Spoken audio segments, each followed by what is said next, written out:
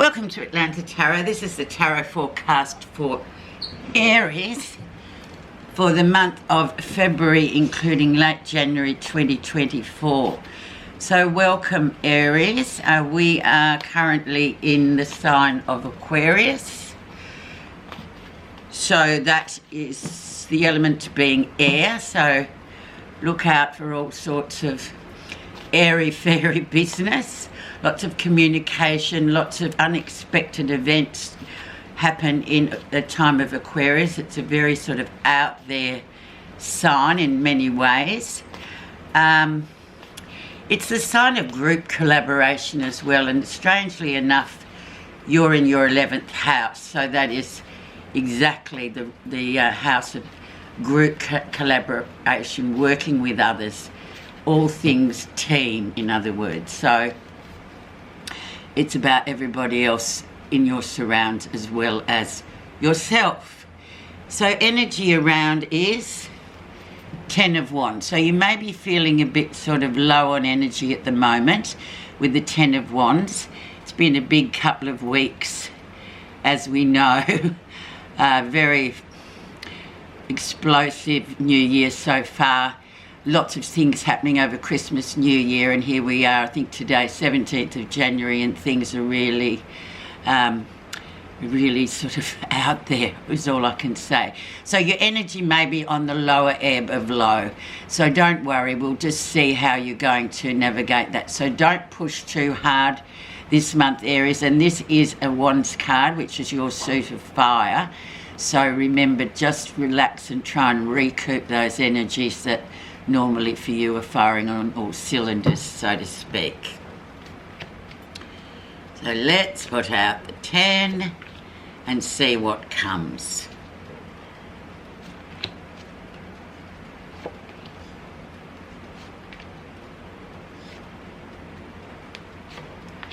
Okay.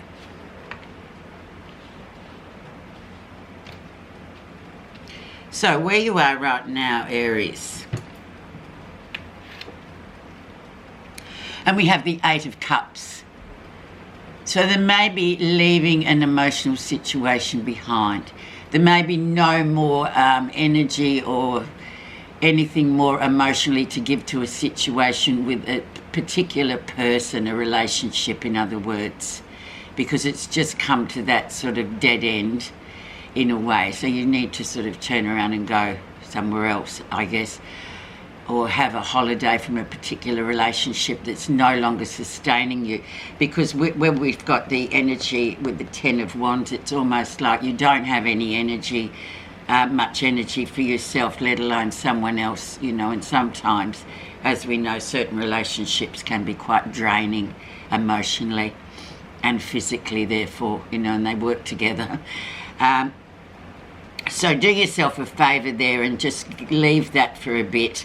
Just, you know, don't give it any more air if you like, just because it's not kind of doing you any favours at the minute. Let's see what influenced that to come in and the influencer of the rest of the reading. And we have the King of Pentacles, so the great mentor king, the stability. This comes in, this could be a person, an actual real person in your life, because it's a court card. Court cards always talk about real people. But he's a very stable influencer.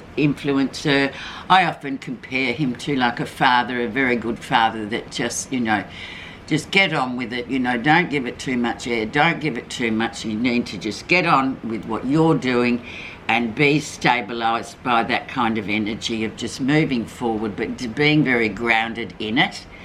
He's a very good advisor, this energy here. So that's sort of coming through, that's going to be this whole month of air for you. And air and fire can be quite, as we know, recently can be quite detrimental. So we just use his energy just to keep focused on what is earthed, what is, you know, where you're going, how you're getting there, and stay on the ground, because Aquarius can whip up all sorts of ideas and going right out there. Okay, let's see what was going on in December, January. And we had the Hanged Man, so big card, big energy, big signpost energy. Hanged Man sort of says go with the flow. It's a patience card as well. And once again, because it sits at the top here, it's sort of really guiding you about this relationship to walk away from and just give it space. It's very much an energy of good things are coming your way. However, you need to just be patient for now and look at life from a different perspective, i.e. hanging upside down from a tree. If you can translate that into, this is what you need to do. Great energy, actually, often when we're really gunning for something or want something to happen, and this one comes in and goes, well, you can save your energy and stop it, because you're just going to waste it, because this will be a process. It's not going to be a magic wand and then everything's changed overnight. It's not like from New Year's Eve to New Year's Day everything magically changes. No, we just keep going on in the same vein, really. So major card, so take a lot of heed by that, Aries, because that is what's coming in for you. And especially in the 11th house too, where it does sort of involve a lot of group activities or group scenarios where you've got to consider other people in the situation as well and try and work well with them. It's sort of a lesson in working with others, really. Recent influences, and we have the 9 of Cups. So you've got your wish card there emotionally, that what you expect and what you're driving towards in your emotional life.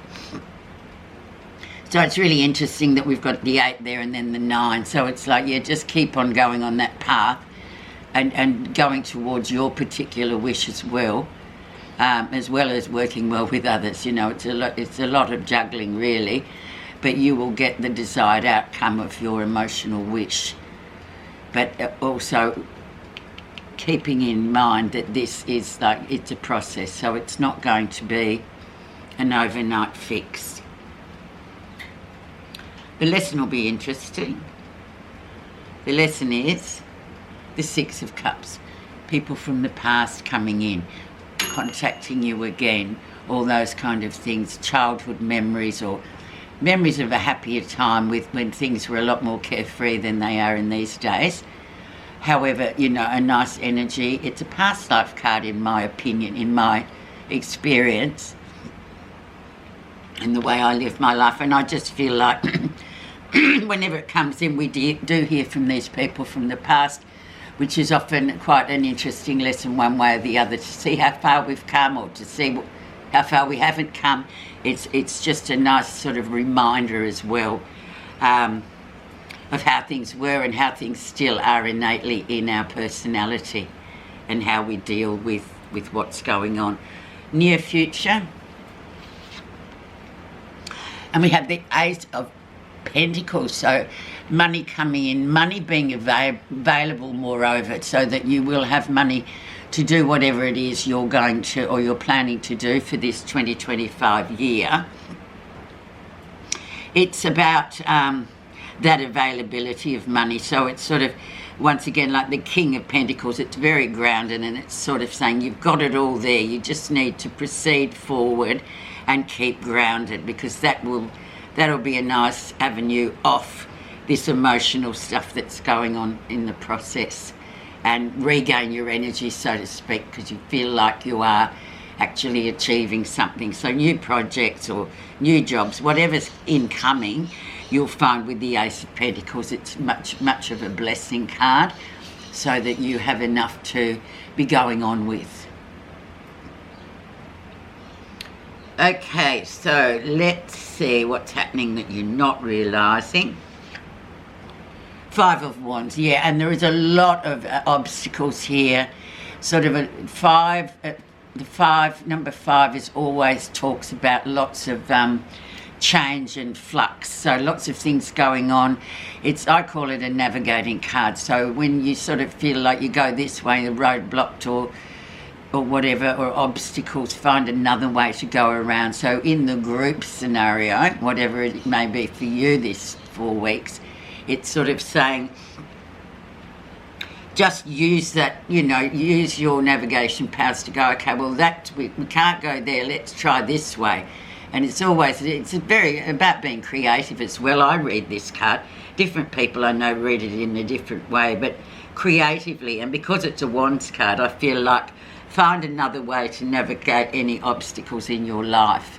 And be single-minded about it, because you've got these two strong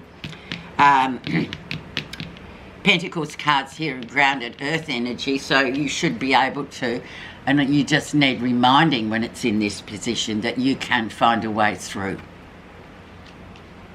Especially Aries, because you have that fire, progressive, forward-moving energy. Okay, let's see how others see you. The moon, yeah, so very much hidden behind a cloud, the old moon here. It's a very intuitive, subconscious kind of card.